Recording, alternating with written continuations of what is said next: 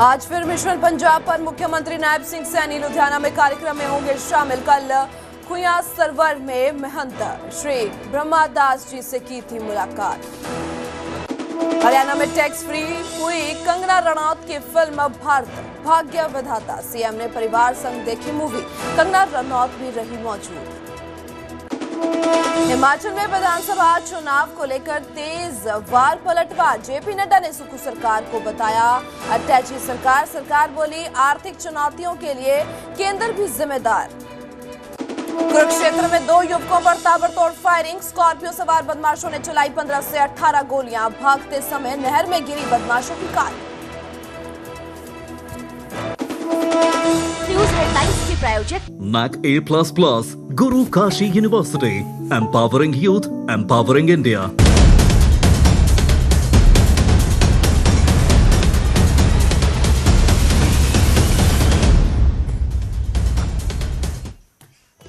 नमस्कार, न्यूज 18 पंजाब हरियाणा हिमाचल देख रहे तमाम दर्शकों का हरियाणा हिमाचल प्राइम बुलेटिन में बहुत बहुत स्वागत करते हैं।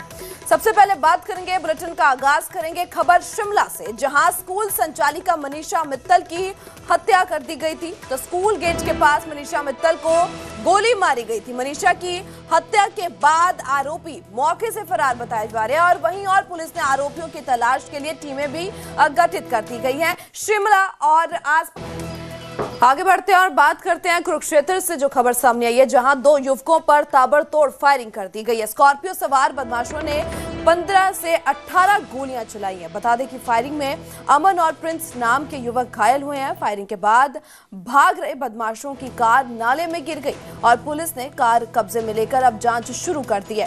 फिलहाल पुलिस ने नाले में गिरी स्कॉर्पियो को कब्जे में लेकर जांच शुरू कर दिया और मामला सट्टे के कारोबार या पैसों के लेन देन को लेकर हुआ विवाद लग रहा है और आशंका ये भी जताई जा रही है कि इस रंजिश के चलते दोनों युवकों पर हमला किया गया। हालांकि पुलिस अभी सभी पहलुओं को ध्यान में रखती हुई जांच कर रही है। फायरिंग की घटना के बाद पुलिस आसपास लगे सीसीटीवी कैमरे भी फुटेज उनकी खंगाले जा रहे हैं और ऐसे में ये तस्वीर जहां स्कॉर्पियो कार को कब्जे में लिया गया है, सो गोलियों से एक बार फिर से धर्मनगरी जो हिलाती हुई नजर आ रही है। सो कुरुक्षेत्र से यह मामला सामने आया है, जहां पे ताबड़तोड़ गोलियां चलाई गई 2 युवकों पर और जो आशंका जताई जा रही है कि सट्टे के मामले में कारोबार में पैसों के लेन देन को लेकर यह विवाद खड़ा हुआ है। और जिन्होंने इन पर अटैक किया है किसी पुरानी रंजिश को लेकर किया है, क्योंकि इनका पहले भी किसी बात को लेकर झगड़ा हुआ था और जिसमें जो आरोपी पक्ष हैं वो अरेस्ट भी हुए थे। स्कॉर्पियो गाड़ी जो आरोपियों ने वहाँ वारदात में यूज़ की है तो वो किसी नाला में फंस गई थी और नाले में फंसने के कारण वही मौका पर छोड़कर ही आरोपियों भाग गए।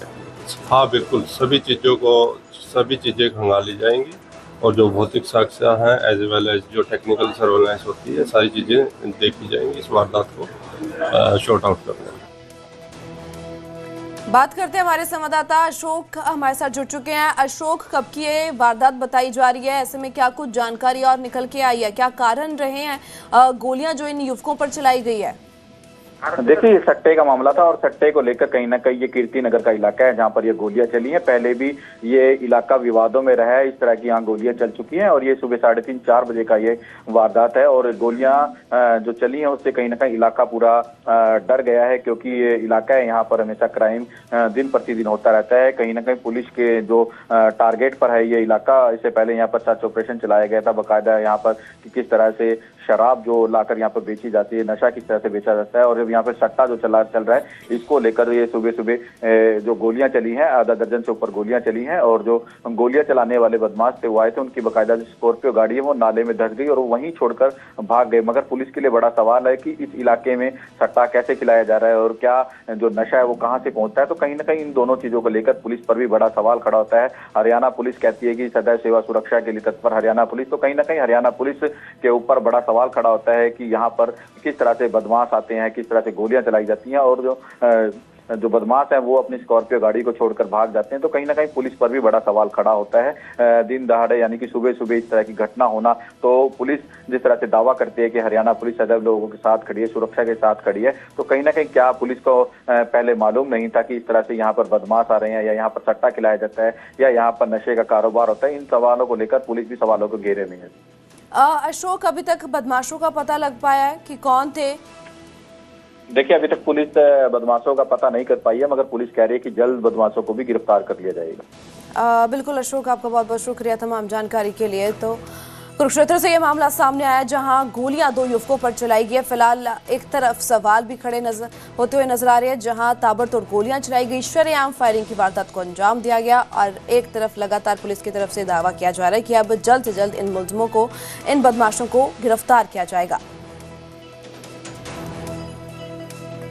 आगे बढ़ते हुए बात करते हैं जहां आज एक बार फिर मुख्यमंत्री नायब सिंह सैनी पंजाब दौरे पर रहेंगे। लुधियाना उनकी ओर से पहुंच की जाएगी। लुधियाना में कार्यक्रम में शामिल होंगे मुख्यमंत्री नायब सिंह सैनी। सो कुछ देर में लुधियाना पहुंचेंगे मुख्यमंत्री। तो ऐसे में आपको बता दें कि मुख्यमंत्री नायब सिंह सैनी जो काफी सरगर्म नजर आ रहे हैं, जहां एक तरफ पंजाब में विधानसभा चुनाव की तैयारियां लगातार देखने को मिल रही है, और उसी बीच मुख्यमंत्री की ओर से ये सरगर्मियां तेज कर दी गई है, लगातार तैयारियों में नजर आ रहे हैं, और पंजाब पर उनकी नजर जो लगातार बरकरार है। तो सीएम का मिशन पंजाब ये देखने को मिल रहा है। ऐसे में एक बार फिर से उनकी ओर से लुधियाना का यह दौरा किया जाएगा।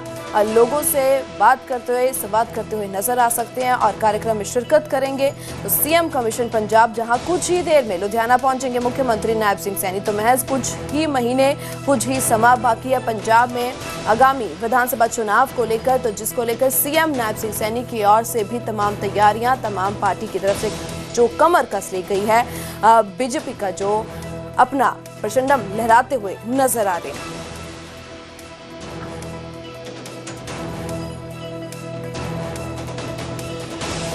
वहीं कल भी मुख्यमंत्री नायब सिंह सैनी पंजाब दौरे पर थे, और इस दौरान मुख्यमंत्री नायब सिंह सैनी ने पंजाब के खुइयां सरवर गांव में बाबा भूमन शाह गद्दी महंत श्री ब्रह्मादास जी से मुलाकात की और उनका आशीर्वाद लिया था।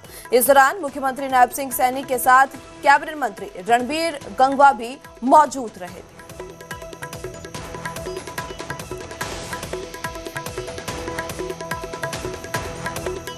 आगे बात करते हैं जहां हरियाणा में कंगना रनौत की फिल्म टैक्स फ्री हो गई है। सरकार ने भारत भाग्य विधाता फिल्म को टैक्स फ्री कर दिया है, और मुख्यमंत्री नायब सिंह सैनी ने कंगना रनौत की यह फिल्म देखी है, जहां सीएम ने पत्नी संग ये भारत भाग्य विधाता फिल्म देखी है। बता दें कि अभिनेत्री कंगना रनौत भी इस दौरान साथ में मौजूद रही है और तस्वीरें सामने आई है। तो सरकार की ओर से भारत भाग्य विधाता इस मूवी को, इस फिल्म को टैक्स फ्री कर दिया गया, जिसके बाद मुख्यमंत्री नायब सिंह सैनी अपने पत्नी संग जो ये मूवी देखने पहुंचते, और इसी दौरान कंगना रनौत अभिनेत्री यहां पे उन्हीं के साथ मौजूद रही और तस्वीरें ये सामने आई है। सो कंगना रनौत की फिल्म को टैक्स फ्री कर दिया गया है।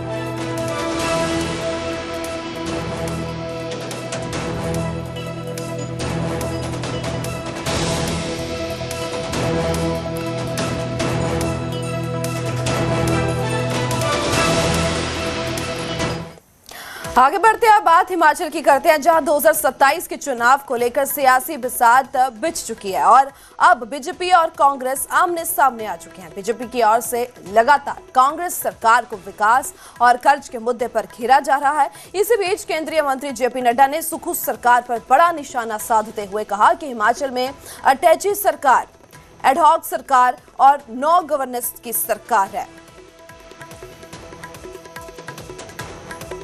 तो मुख्यमंत्री खुद भी एडिशनल चार्ज पर ही है, सरकार तो दिल्ली चला रही है, ये तो यहां एडिशनल बैठे हुए हैं। उसी तरीके से आज ट्रेजरी व्हाट्सएप के मैसेजेस पर चल रहा है। ऑफिसर्स एक दूसरे पर सीरियस एलिगेशन चार्जेस लगा रहे हैं। भ्रष्टाचार की यह सीमा हो गई है, करप्शन की यह सीमा हो गई है, मॉरल अथॉरिटी इरोड कर गई है। कैबिनेट में मिनिस्टर झगड़ा कर रहे हैं, आपस में झगड़ते हैं, सीनियर ऑफिसर्स एक दूसरे पर आरोपित कर रहे हैं। इस तरीके की आज स्थिति हिमाचल प्रदेश की बनी हुई है। बड़ी संख्या में हिमाचल के कॉम्पिटेंट ऑफिसर्स दिल्ली जाने के लिए आतुर हैं।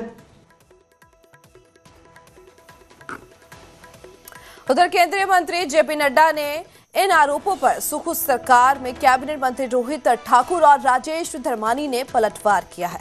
उन्होंने कहा कि हिमाचल की आर्थिक चुनौतियों के लिए केंद्र सरकार भी जिम्मेदार है।